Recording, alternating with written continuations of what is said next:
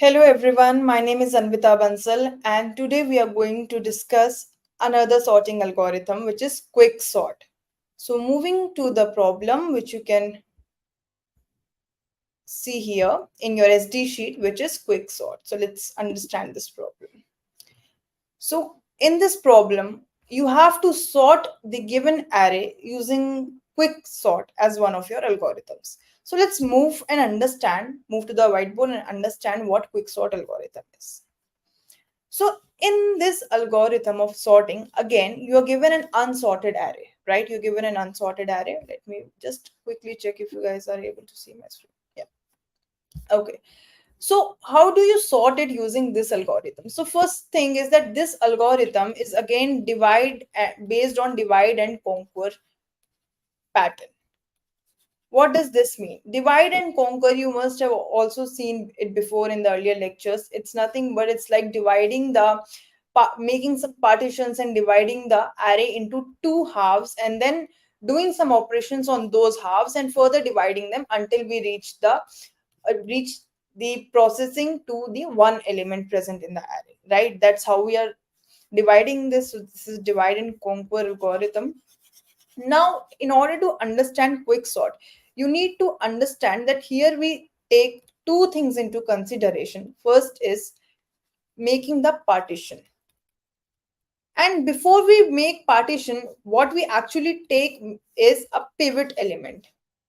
So, two things that you need to understand for this problem are how to select the pivot element and how to do the partition. And entire operations of this quick sort algorithms are based on these two concepts. Now first thing, pivot element is one element that we will choose from this array, and our analogy or idea behind choosing that pivot element is that before pivot, all the elements that I have should be less than the pivot element, and all the elements that I have after that pivot index, let's say pivot element, actually it's actually an index. Okay, index in your array, we will choose an index and do some operations such that after doing those operations I get an array that in such a way that all the elements which are to the left of pivot, that is from some starting index, let's say start or let's say low to pivot minus 1 inclusive, all these elements should be less than the value at pivot index, right? Pivot, ARR of pivot, and all the elements from index pivot plus 1 to, let's say there's some index we will take till high, right? They should be greater than ARR of pivot. So this is the role of pivot, first thing. And since you see that we are taking pivot as that point from where we can understand what is the partition. This is whole idea behind partition, that you are doing the partition in such a way that the remaining half of the array, it need not to be exactly half, I will come on to this point, but I hope the idea is clear. Let's say that you get an element, you get an index in such a way after doing certain operations that all the elements of the array till that index, from the starting till that index, are less than that, and all the elements from index plus 1 till the end of that array which you're processing are greater than that pivot element. Okay, so now coming on to deciding what pivot element you can choose. So you can randomly choose any element from this array. If we choose this element, then we have to ensure using the operations of quicksort algorithm that whatever array we get after at least one operation, I should have in such a way that the elements that are less than 30 should be like this. Let's say that which all elements are less than 30, only 10. So I will be next operations of quick sort I will be performing on this array and the other remaining part of the array, which will include all the elements greater than 30. So that will be from 40, 50, 70, right, 80 and 90, and 30 is somewhere in between. Then I will apply quick sort algorithm again on this array, choosing, let's say there's no other element to choose as a pivot, so I'll choose pivot only, and after doing operations also I'm going to get just 10. if I now consider this array and apply my quicksort algorithm, again I'll be choosing some pivot element. Let's say since we are randomly choosing right now, we can choose anything. Let's say I choose 70. So I have to ensure that elements before 70, I get an array in which elements before 70 are 40, 50. I get somewhere, and here I get 80, 90. So basically it's sorted, so not many operations will be required. But this is just one idea in which how you can use your pivot element. Other way of choosing, I'd suggest, this is the random way of choosing. You can choose random way also, but if we select that, let's say either I choose the this element of my array as pivot in all the operations, whichever operations I'm performing, I'll always go with the first element of my array as pivot, or I can go with the last element of my array as pivot, or even random also. But in random cases, you always are going to define which is your pivot element, and you randomly are choosing. And that random, in fact, you can also take the median value, median index of your array, right, and choose that element as your pivot. So anything would work. In our case, let's go with the last element of your array as the pivot element. Okay, let me just start with this operations. Okay, so I'll just write this again: 10, 80, 30, 90, 40, 50, and 70. Now the idea is, as I told you, I chose 70 as my pivot element. Okay, pivot element is 70, but I'm going to keep track of that pivot index. So let's say PIDX. Pivot index is what? Let's check the indices. I'm writing the indices here: 0, 1, 2, 3, 4, 5, 6. So pivot index I have chosen is 6 as of now. I'm going to choose some low index which initially is 0, and high index which initially is at the last index of your array, which is 6. Now why am I choosing, assume low and high as the window size of your array. Give me a second.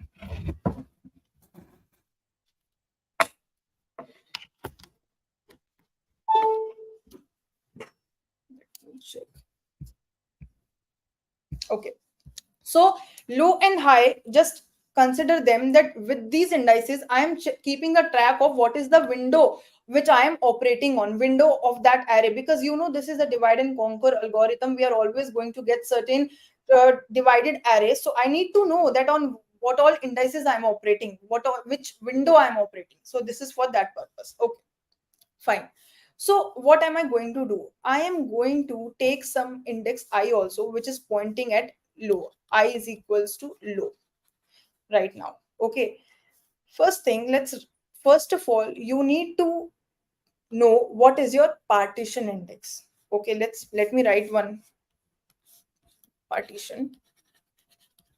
This is your partition function, which will do what? It will return you that after first iteration, let's say after first iteration, you must have gotten two halves of your array, right? So on what two halves you need to operate? So for that you need to know what is your partition index. That is what this partition function will return you. So it will take the array, right? Then it will take the low index and it will take the high index. Fine, this much we are doing. And after that, in this, you have some pivot element, right? You have some pivot element, you have some int I, which you are always putting at 0. Int I means at low index. Okay, it's at low. Now you check if your ARR of, let me do it in this way. Let me write the pseudocode, then you will understand. For int j is equals to, we already know our pivot is, I am taking pivot to be at, pivot is PIDX is ARR of high, right? Is that fine? Now I'm taking a loop which starts from low index, that is in that array. Low will be the starting index of that window and high will be at the ending index of that window. So I'll start my iteration from low, which goes till high minus 1th index basically, and j plus plus, right? Because high, whatever array you have after, let's say you have this array, this you have already chosen as pivot. So I want my iterations to go from here till this index. Okay, now you will understand slowly. Just give me some time to write this pseudocode. Okay, Now in this function, within this loop, what are we checking? If your ARR of what index you are at, this is your low is also here, your I is also here, your J is at this position right now. J is also at this position, and your pivot index is this element, right? Okay. What am I checking? If your ARR of J, the index, the element at which you are operating in the loop, you have to check if this element is less than my pivot element, right? If this element is less than my pivot element, then it is less than or even equal to, hardly matters, it can be just less also, your pivot element, that is ARR of PIDX. Okay, I think we have already taken this don't make it PIDX, make it pivot only, pivot element. Either way it will be. Okay, so let's say this is pivot. If ARR of J is less than pivot, then you will swap ARR of I with ARR of J. Understand this thing. We are comparing your jth index value with pivot index value, and if I find that value to be less than the pivot value, then I'm swapping it with I. Why? Because my idea is that I is keeping the track of all the elements that are less than pivot. Okay, and J is keeping the track of elements which are greater than pivot. So J is iterating over the entire array. Don't just think it this way, that I is always at that position where till such that I will assume from zeroth element or lowest index to I can easily say, blindly say that elements will be smaller than my pivot element. So whichever position I is, if I will know, I know that till that position from the starting window, all the elements would be less than your pivot element. And J is checking that if you find any element in J's iteration, if you find any element which is less than pivot, so J will say that I has taken this task of keeping all the smaller elements till in its window. So there is some window starting from low till I. So I's target is to keep all the elements that are smaller than pivot within its window. So J is iterating naturally over the array. It says if you find an element ARR of J is less than your pivot element, so it will say go and swap with what is present at ith index, because I's task is to keep all the smaller elements within its window. So currently I is at 0. I will be swapped with ARR of J, which is 10 only, and I will increment the count of, after swapping, I will increment the count of I, because till that window, the elements are smaller than pivot. So move I to this position. Now J is also at this position apparently, right? So J, let me just clear this up so that you can easily understand it. Now wait just a second. Let me write the iterative situation on the right hand side. Now after this, now after first iteration, or right now, this looks like this: 10, 80, 30, 90, 40, 50, and 70. Your I is also here, your J is also here. Fine. Okay. So this is the window that I is keeping till now. This is your low and this is your high. Okay, fine. Now what? Again, J iterates forward, iterates at this position. It checks if this value is less than pivot. It is not. Then do nothing. Simply increment the count of J. That is, you are simply iterating in your for loop. Now ARR of J is this value less than the pivot value? Yes, it is. So it will swap it with the value present at I. This will be swapped. Now what it will become? So here it will be 30. Second. Now it will be 30. This was 10. This will become 30 and this will become 80. And I will also increment its count by 1. And J, right now, this is a condition. If you see all the value from low till I minus 1 exactly, means to be precise, till this window are smaller than your value, current value, pivot value. Yes, it is. Okay. Now J will increment its count. Iteration will move ahead. Now it will check this value is less than 70. No, move ahead. this value less than 70? Yes, it is. So you will swap it with I, because I is keeping the track of small, keeping the window where all the smaller elements are present behind it, starting from low index. So this 40 should be swapped with ARR of I. That's what we are doing here, right? Okay, after swapping, what will I get? This will become 40, this will become 80. So 40, 80, right? And your I will increment its count because it got swapped. Now I will be at this position, because it can easily say that all the elements till I minus 1th index from starting from low are smaller than your pivot element. This is your pivot element. Okay, so I did this operation when J was here. Now J has moved forward. I check, is this value less than this value? Yes, it is. So it will swap it with this. So this will become 50. And this will become 90, right? Let me write it, 50 and 90, and your I will come here. Now J's iteration will stop because J is at high minus 1th index. What is the situation now? Now when you come out of the loop, let me do it like this.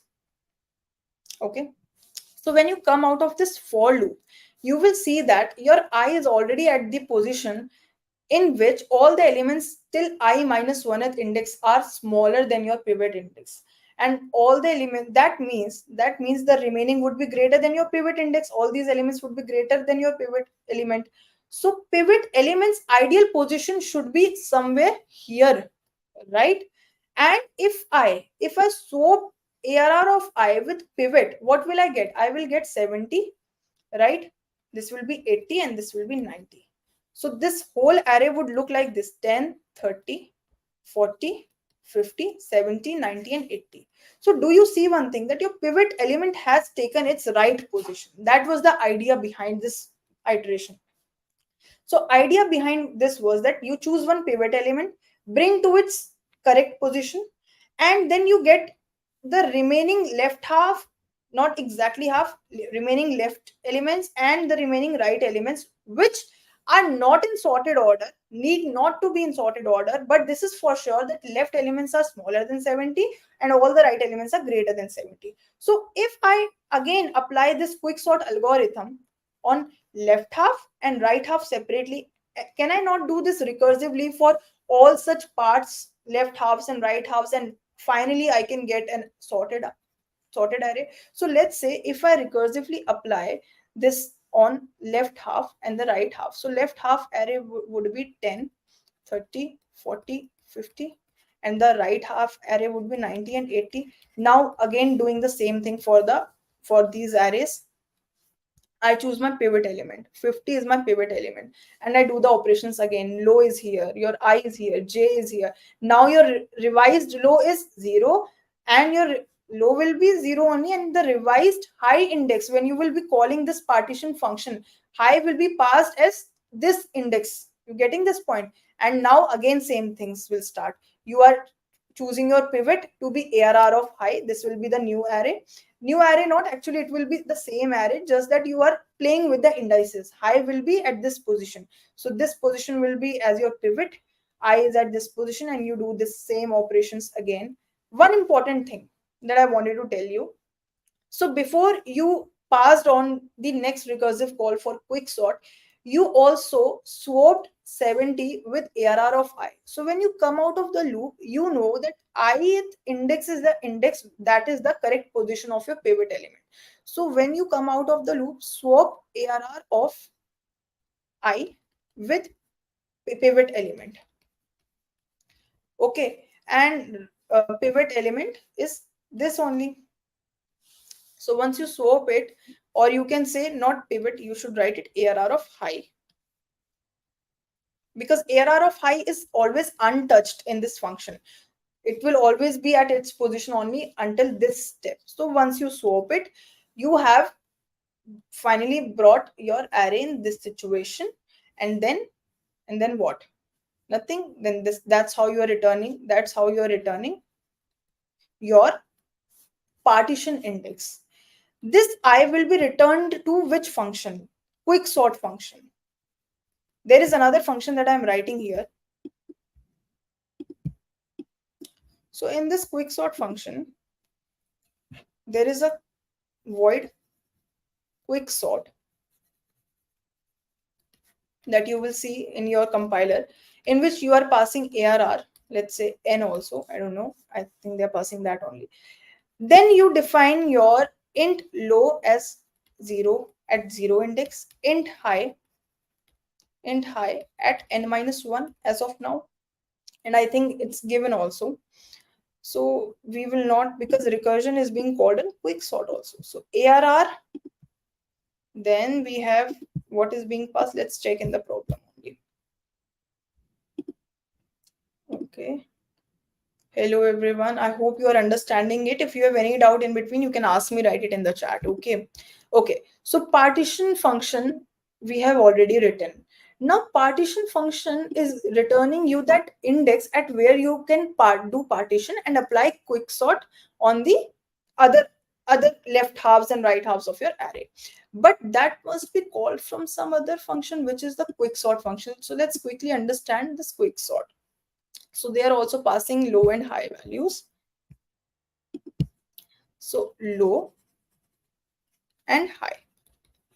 So here what are we doing? We are doing the very initial thing, not basic thing. That is, first thing is that if you are checking your, first of all, your pivot element, right? That's what you are doing. You are checking your pivot element. All of these things you are doing in partition.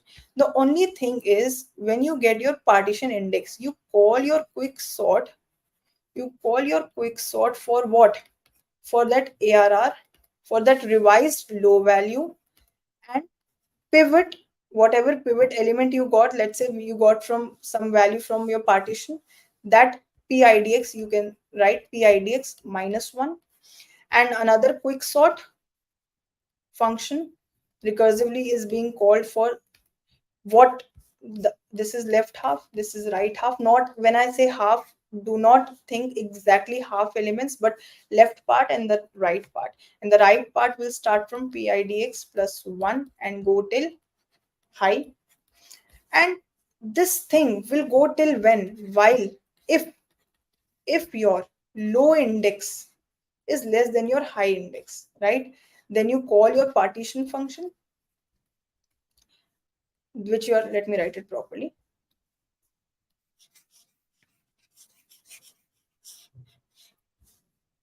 So basically, initially we know your low is 0 and high is n minus 1. So if your low index is less than your high index, then what are you doing? First thing is that you are calling your partition function. So you are storing, partition function is returning you the partition index. So int idx, you can say, or PIDX, let's store it in PIDX. Int PIDX is storing what we are getting from partition function. Okay, partition function, same parameters. Then you are from partition you get your P index, that is the division that you can make, and you are applying quicksort recursively on those windows. Quicksort ARR, one, in one case your low will be low and high will become PIDX minus 1, and in other case same thing, ARR, low will be PIDX plus. This is for the right part of your array, and high. That is all. And this is a void type function. You don't need to return anything. I hope this is clear to you all. Coming on to time complexity. So if we see the divisions, whenever the divisions are made, okay, so in this case, in first case, when division was made, we got another array to be like this. The two halves we got were something like this: 10, 30, 40, 50, right? Because this is giving you your partition index, and from partition index, from low to partition index -1 till this index, you are calling your quicksort function again, which is checking and calling for your partition index of this array, right? So it will call the partition index, call for the partition index of this array, and you will see that this is already in sorted order. So this will not further get divided. Okay, then it goes back to recursively, then it goes back to the function that it called it, and it checks for the partition index. And obviously that time the recursive call would have been made for the right elements, other right elements, which are 80 and 90. So on 80 and 90 is actually this part of your recursion. So when this goes and calls this function, it will check your low is at this position, high is at this position. It checks for partition index, for which it calls this partition function. So what is partition function doing? Partition function again does the same thing, sets a pivot element which will be 90 in this case, and it will see that even after doing the all the swappings and running this, we will get the array in this form only, and your partition index would be what? You will check that, you will see that your low and high would not make any difference in order to sort it, although operations will go ahead, and finally you will have array in this order only. Okay, so in this way, as and when you pass the values of your partition index, your array gets divided. Now the division, in the worst case, like here we have already got the sorted array, right? This will be 70, we already got the sorted array. But in the worst case scenario, what will happen? The entire array goes up, goes down, and sorts it or divides. This division goes until what? Log n time, n base 2.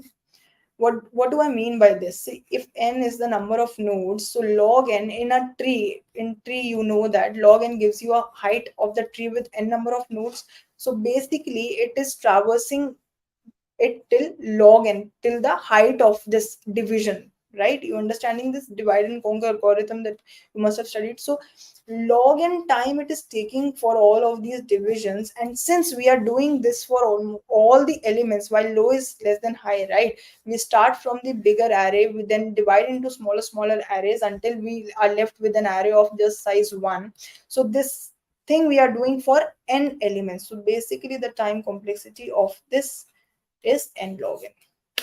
So I hope this is clear to you all. Now let's go and solve this problem. Okay, so let's understand this. Let me check if you have any doubts. Okay, so just give me a second. And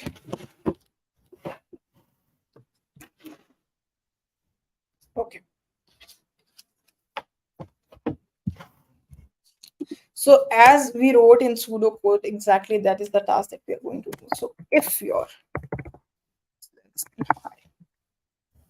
what are you doing? Sorry, that should be done in your quick sort part of function. If low is less than high, you are calling for PIDX partition, calling for array low, right? PIDX -1. Am I doing? Right? Okay. And then you are calling the quick sort of on the remaining left halves and right halves. Low will be low, high will be PIDX -1, and other quick sort for the right half.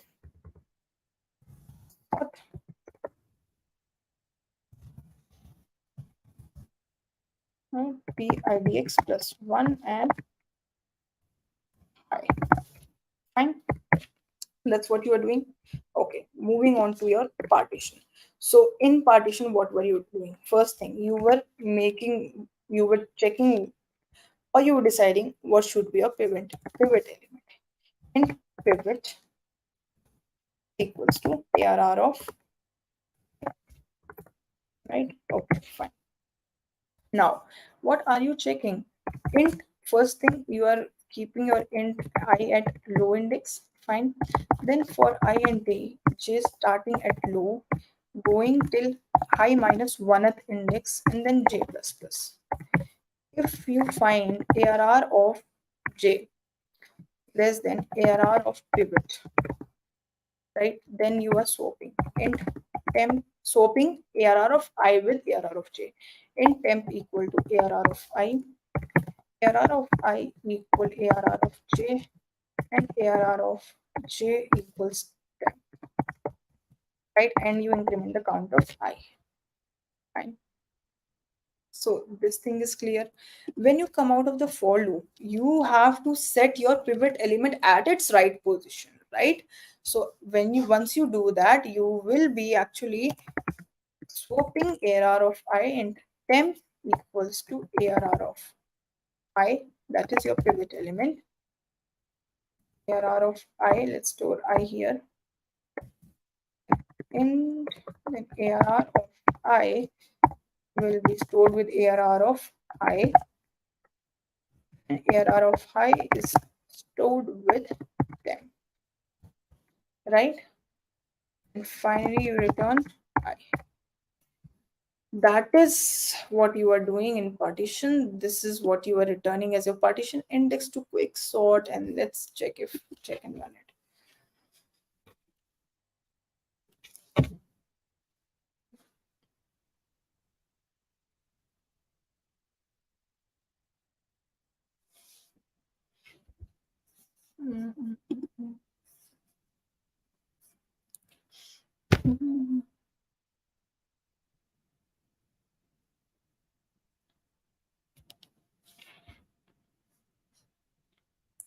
I think I should have submitted it directly.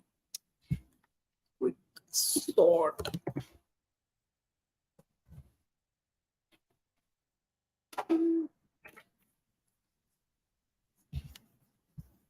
There is some index out of bounds here. Let me check.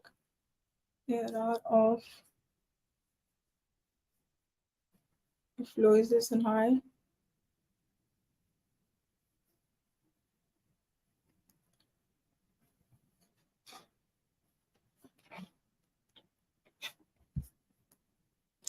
Where is it?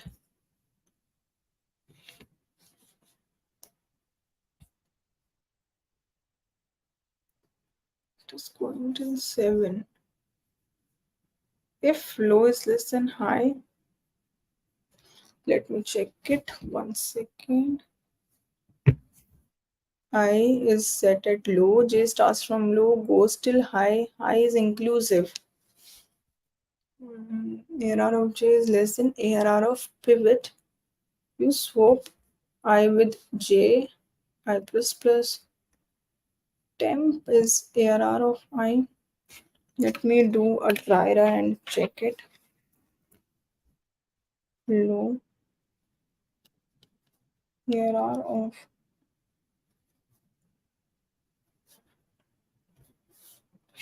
fine, that is okay. If that will also not make any difference. Really, it should work.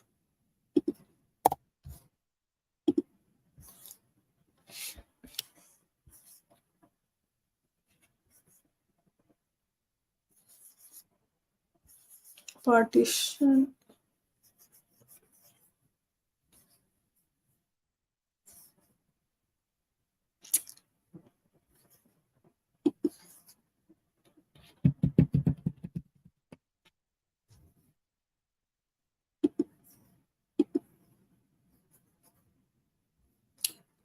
I don't get it. What is that? Will take some good amount of time if I check.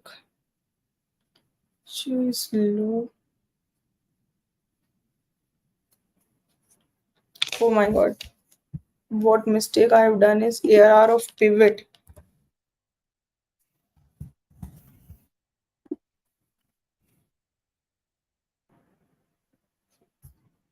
Pivot itself is the element, and I was checking ARR of pivot, so that will obviously go lots of out of bounds.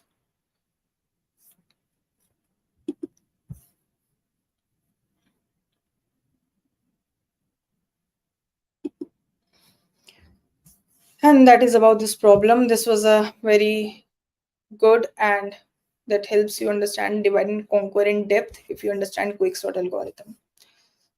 Tomorrow, I guess we will be discussing about merge sort. So let me just check tomorrow's. Yeah, tomorrow we'll be discussing merge sort. If you have understood quick sort, merge sort is going to be very easy. So that is all about today's problem, everyone. See you all in tomorrow's lecture. Thank you. Bye bye.